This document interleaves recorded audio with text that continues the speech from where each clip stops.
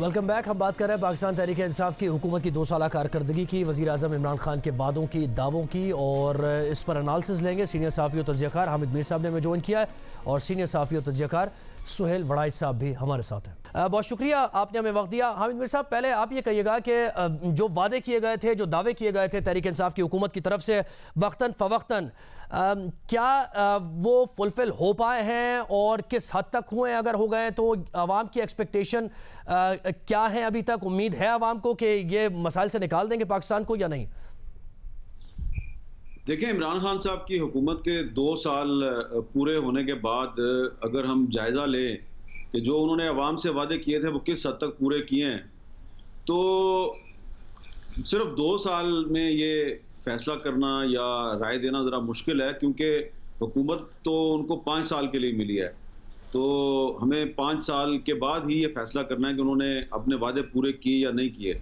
लेकिन हम डायरेक्शन के बारे में बात कर सकते हैं कि उनकी डायरेक्शन दुरुस्त है या नहीं है। तो अगर डायरेक्शन जो है उसका हम जायज़ा लें, तो जो अदाद-ओ-शुमार आपने भी बताए हैं और बाकी भी जो अदाद-ओ-शुमार लोगों के सामने हैं, तो पहले 2 साल में वो महंगाई पर काबू पाने में नाकाम नज़र आते हैं। महंगाई जो है उस पर काबू नहीं पाया जा सका, जो कि बड़ी आवाम के लिए तशवीशनाक बात है। दूसरी बात यह है कि जो इमरान खान साहब कहते थे कि अगर मैं हुकूमत में आ गया तो 90 दिन के अंदर मैं करप्शन ख़त्म कर दूंगा, तो करप्शन के हवाले से भी जो है वो हमें कोई इतना ज़्यादा पेशरफ नज़र नहीं आ रही। लेकिन अगर हम देखें तो इमरान खान साहब को 2018 के इलेक्शन में सादा अक्सरियत भी नहीं मिली थी। तो उनकी हुकूमत के पास सादा अक्सरियत भी नहीं थी, लेकिन इसके बावजूद उन्होंने इत्तेफाकियों के साथ मिलकर एक हुकूमत बनाई। और पहले साल भी उन्होंने बड़ी मुश्किल से बजट पेश किया, लेकिन बजट उन्होंने मंजूर करवाया। और दूसरे साल भी उन्होंने बजट मंजूर करवाया। हालांकि आप जानते हैं कि बजट के दिनों में उनके बहुत से इत्तेहादी उनसे नाराज हो गए थे, बल्कि उनकी अपनी पार्टी के लोग भी जो है उन्होंने भी शिकवे शिकायतों का एक अंबार लगा दिया था। तो इसके साथ ही साथ इस साल शुरू में उन्हें कोरोना वायरस की वबा का भी सामना था। तो मैं समझता हूँ कि पिछले जो 2 साल थे इसमें बज़ाहिर तमाम जो अहम रियासती इदारे हैं वो उनके साथ थे। अपोजिशन ने भी उनके लिए कोई बड़ा चैलेंज पैदा नहीं किया। लेकिन वो जो कुछ एक जो मुआशी अदम इस्तेहकाम है वो हमें नज़र आता रहा, और बड़ी मुश्किल से उन्होंने अपना बजट जो है वो मंजूर करवाया है। तो आम आदमी जो होता है उसका सबसे बड़ा मसला यही होता है कि उसको कोई रिलीफ मिला या नहीं मिला।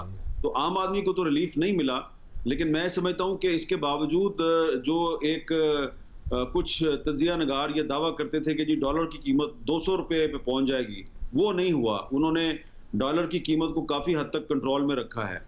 पहला साल जो है वो तो असद उमर साहब वज़ीर ख़जाना थे, दूसरे साल में हफीज़ शेख साहब जो हैं वो मशीर ख़जाना थे। तो ये भी एक मसला था इमरान खान साहब की जो इकोनॉमिक टीम थी वो उसमें भी मसला नज़र आ रहा था। तो अब हफीज़ शेख साहब बड़े दावे कर रहे हैं कि जनाब हमने बड़े अच्छे अच्छे काम कर दिए, लेकिन ग्राउंड रियलिटी जो है वो थोड़ी मुख्तलिफ नज़र आ रही है। लेकिन मैं समझता हूँ कि अगर इमरान खान साहब को अपने 5 साल मुकम्मल करने का मौका मिल गया तो हो सकता है कि वो कम से कम अपने 50% वादे जो हैं वो पूरे करने में कामयाब हो जाए। जी सुहेल साहब, आप कहिएगा, जैसे हामिद मीर साहब ने कहा कि अगर 5 साल मुकम्मल करने का वक्त मिल गया तो 50% वादे मुकम्मल हो जाएंगे। और ख़ास बात उन्होंने ये की कि सिमत का तयन देखना पड़ेगा, क्योंकि 2 साल में आप जायज़ा उस तरीके से ले नहीं सकते हैं। तो क्या सिमत का तयन आपको दुरुस्त नज़र आ रहा है? मामला सही जाने बढ़ रहे हैं? देखें, अगर मुआशी सूरत हाल का पहले जायज़ा लें तो ऐसे लगता है कि 2 सेक्टर्स में इमरान खान साहब जो हैं उनकी कामयाबी नज़र आती है। एक तो कॉटन का सेक्टर जो है उसमें बूम है इस वक्त, और ये बहुत सालों के बाद बूम आया है। और दूसरा कंस्ट्रक्शन इंडस्ट्री पे बूम आया है, जो उन्होंने इस्लाहात का ऐलान किया है और मराहत का ऐलान किया है उसकी वजह से। और आपको पता है कि हमारी इकानमी की जो बैकबोन है वो ये 2 चीज़ें हैं, कॉटन और दूसरी हमारी जो कंस्ट्रक्शन की इंडस्ट्री है। तो उस हवाले से तो ये पॉजिटिव चीज़ है, लेकिन ये पिछले 2 महीनों से सिर्फ नज़र आया है। इससे पहले बेरोज़गारी, महंगाई, मुश्किलात ये ज़्यादा थी। दूसरी तरफ इसका जो गवर्नेंस का और सियासी पहलू है वो भी काफ़ी तशवीशनाक है। पंजाब की जो कि सबसे बड़ा सूबा है, वहाँ की गवर्नेंस और वहाँ के अंदर डिसीजन मेकिंग के ऊपर बहुत सारे सवालात हैं। इसी तरह जो कैबिनेट की डिसीजन मेकिंग है उसमें भी बहुत सारे सवालात किए जाते हैं कि वहाँ प्रायोरिटीज जो हैं वो ठीक नहीं है। तरजीहात का जो तयन है जिस तरह से एक पॉलिटिकल मैच्योर गवर्नमेंट को करना चाहिए वो नहीं हो रहा, और उसकी वजह से जो ग्रास रूट तक उसके समरात जो हैं वो नहीं पहुंच रहे। तो ये वो सारे इश्यूज हैं, और आपको पता है कि एहतसाब में तो वो बड़े कामयाब रहे, उन्होंने अपने हर मुखालिफ को जेल भेजा, लेकिन शायद इतने 2 साल गुजरने के बाद जो स्टीम है, जो उसकी भाप है या जो उसकी गर्मी है एहतसाब की, वो अब खत्म हो रही है। अब डिलीवरेंस की तरफ आना चाहिए, और जितनी डिलीवरी ये बेहतर करेंगे उतना लोग हुकूमत को सराहेंगे।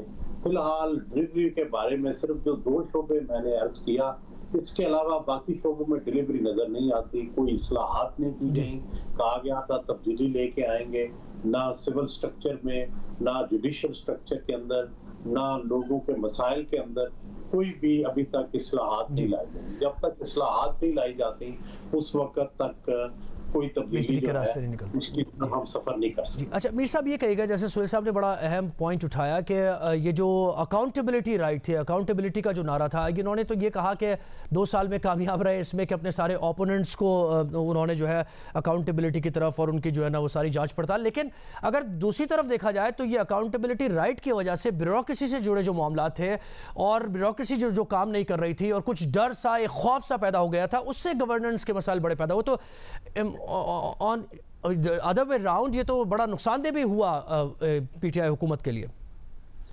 देखिए, इस बारे में मेरी राय ये है कि ये जो पिछले 2 साल हैं, इन 2 साल में पाकिस्तान में जो एहतसाब का अमल है ये बहुत बदनाम हुआ है और नेशनल अकाउंटेबिलिटी ब्यूरो की क्रेडिबिलिटी बहुत ख़राब हुई है।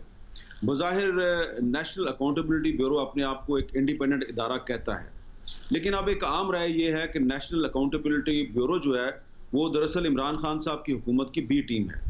अब इसमें आप कहेंगे कि जी उनको, अगर वो बी टीम है तो फिर तो वज़ीर आला पंजाब उस्मान बुज़दार साहब को भी बुलाया गया है। तो इस बारे में जो मेरी गुजारिश है वो ये है कि उस्मान बुज़दार साहब के साथ जो भी हुआ है और आइंदा जो होने वाला है उसमें अगर कुछ लोग ये समझते हैं कि इमरान खान साहब जो हैं वो उस पर खुश नहीं है या इमरान खान साहब की मर्जी उसमें शामिल नहीं है, तो ये बात गलत है। जो कुछ भी हो रहा है वो इमरान खान साहब की मर्जी से हो रहा है, और जो लोग ये समझते हैं कि जी इमरान खान साहब जो है वो हर सूरत में उस्मान बुज़दार साहब को पंजाब का वज़ीर आला रखना चाहते हैं, मैं उनसे इत्तेफाक नहीं करता। आने वाले दिनों में आपको बहुत कुछ पता चलेगा। दूसरा मसला ये है कि जो वर्ल्ड प्रेस फ्रीडम इंडेक्स है जिसको कि RSF हर साल जारी करती है, उसमें आप देखें तो पाकिस्तान जो है वो पिछले साल भी उसका जो ग्राफ है नीचे गया है और इस साल भी पाकिस्तान का ग्राफ नीचे गया है। जबकि इमरान खान साहब ने 2018 के इलेक्शन में जो मंशूर जारी किया था उसमें उन्होंने वादा किया था कि जब वो आएंगे तो पाकिस्तान में मीडिया को आज़ादी होगी। लेकिन फॉरेन पॉलिसी के मुहाज पर भी एक चीज़ बड़ी अहम है कि आप देखें कि अब तो डॉक्टर शीरी मजारी साहबा जो उनकी अपनी ह्यूमन राइट्स मिनिस्टर हैं, उन्होंने भी कह दिया कि कश्मीर के मामले पे इमरान खान साहब ने खुद अपने तौर पे तो काफी काम करने की कोशिश की है, लेकिन दफ्तर खारजा को उन्होंने बहुत ज्यादा एक जो उनके क्रेडिट में जाती है, मैं समझता हूँ कि पिछले 2 साल में इमरान खान साहब पर खास तौर पे मार्च 2019 के बाद से इमरान खान साहब पर शदीद दबाव था कि वो इजराइल को तस्लीम करें। इस सिलसिले में इमरान खान साहब पर दबाव के अलावा उनको लालच भी दिया गया, लेकिन इस मामले पे वो एक सीसा पलाई हुई दीवार की तरह खड़े रहे और अभी तक वो इस मामले पर झुकने के लिए, कंप्रोमाइज करने के लिए तैयार नहीं है। और मैं ये समझता हूं कि आने वाले वक्त में आपको पता चलेगा कि पिछले 2 साल में इमरान खान पर कितना दबाव डाला गया, लेकिन इमरान खान ने इजराइल के मामले पर कोई एक उसूली मौक़िफ़ जो है उस पर नहीं की और ये उनका बहुत बड़ा क्रेडिट है। कायम रहे जी। सुहेल साहब, आप ये कहिएगा कि इन 2 साल में हुकूमती कारकर्दगी तो हम देख ही रहे हैं, ऑपोजिशन की कारकर्दगी को आप कैसे देखते हैं? क्या ऑपोजिशन ने मुश्तरका लायबल बनाने में कामयाब हुई, टफ टाइम दिया पीटीआई हुकूमत को? लेकिन अगर वैसे देखा जाए तो हर जगह ऑपोजिशन साथ ही रही। जो अहम मामला थे उसमें कौमी मामला थे, जाहिर है उनमें साथ होना भी था, लेकिन ऑपोजिशन की कारकर्दगी को आप ज़रा एनालाइज कीजिए, कैसी रही? मुश्किल रहा पीटीआई के लिए उनसे डील करना? मेरा ख्याल है कि पीटीआई जो अपोजिशन है पीटीआई की, वो तो बिल्कुल हलवा साबित हुई। उन्होंने कोई उस तरह से उनके लिए कोई रास्ते में रुकावट नहीं डाली, कोई धरना दिया नहीं दिया, एक मौलाना फजलुर रहमान का एक धरना आया, वो भी आपने देखा कि जुलूस और धरना खत्म हो गया खुश उसलूबी के साथ। इसके अलावा अपोजिशन ने कोई जाइंट स्ट्रेटजी ऐसी नहीं बनाई जिससे कि गवर्नमेंट को कोई टफ टाइम दिया जाए। सेनेट के इलेक्शन में इन्होंने नो कॉन्फिडेंस मूव लेके आए, चेयरमैन के खिलाफ, वो कामयाब नहीं हुई। फिर इसी तरह जो भी जाइंट स्ट्रेटजी होनी थी वो नहीं हो सकी। तो मेरा ख्याल है कि अपोजिशन ने अपना जो पार्लियामान के अंदर जो किरदार था उसको भरपूर अंदाज में अदा नहीं किया। ना इसी तरह अवामी तौर पर कोरोना वायरस का बहाना भी है, लेकिन इसी तरह इन्होंने अवाम को भी मुनज़्ज़म नहीं किया हुकूमत के खिलाफ या अवाम के मुतालबात के हक में, चाहे वो महंगाई हो, चाहे वो अवाम के दूसरे मुतालबात हैं। तो इस हवाले से मैं समझता हूँ अपोजिशन की कोई बहुत अच्छी कारकर्दगी नहीं।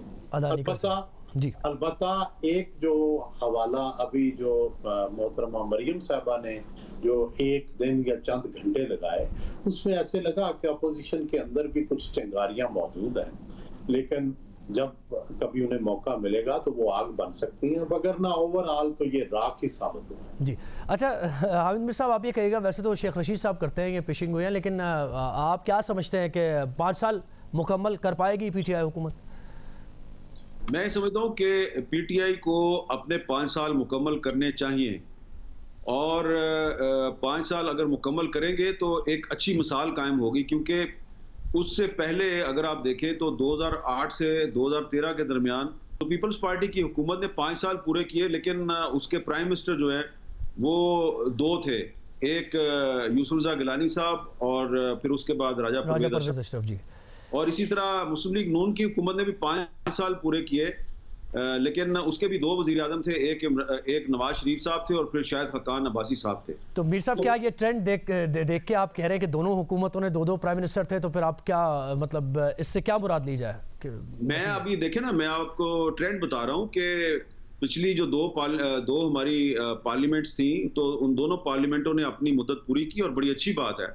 और हमें उम्मीद है और हमारी कोशिश होनी चाहिए कि ये पार्लियामेंट भी अपनी मुद्दत पूरी करे। लेकिन ये ज़रूरी नहीं है कि पार्लियामेंट अपनी मुद्दत पूरी करे तो साथ ही जो वज़ीर आज़म है वो भी अपनी मुद्दत पूरी करे। तो इसका जो इन्हिसार है वो वज़ीर आज़म के अपने हाथ में होता है। वज़ीर आज़म जो है वो अगर गलतियां नहीं करेगा तो वो अपनी मुद्दत पूरी करेगा। सुहेल साहब को एक क्वेश्चन और कोई एक रिप्लाई आपकी तरफ से, क्या आप देख रहे हैं 5 साल मुकम्मल होते? मेरी मुकम्मल ख्वाहिश है और आइडियल है कि 5 साल पूरे हों, लेकिन मुझे मुश्किल लगता है जिस तरह की गवर्नेंस और जिस तरह के हालात चल रहे हैं। सुहेल साहब ये कह रहे हैं कि जिस तरह की गवर्नेंस है, जिस तरह के हालात हैं, ज़रा उन्हें मुश्किल लगता है। बहुत शुक्रिया। सीनियर सहाफ़ी और तज्ज़ियाकार हामिद मीर साहब हमारे साथ है और सीनियर सहाफ़ी और तज्ज़ियाकार सुहेल वड़ाइच साहब भी हमारे साथ है, और वो यही कह रहे थे कि मुआशी तौर पर हुकूमत को बड़े चैलेंजेस का सामना है और लोगों से जुड़े जो मसाइल हैं उनको हल करने की बहुत ज़्यादा ज़रूरत है। प्रोग्राम नया पाकिस्तान में बस इतना ही। फीडबैक ज़रूर दीजिएगा। ज़ुहैब हसन को दीजिए इजाज़त।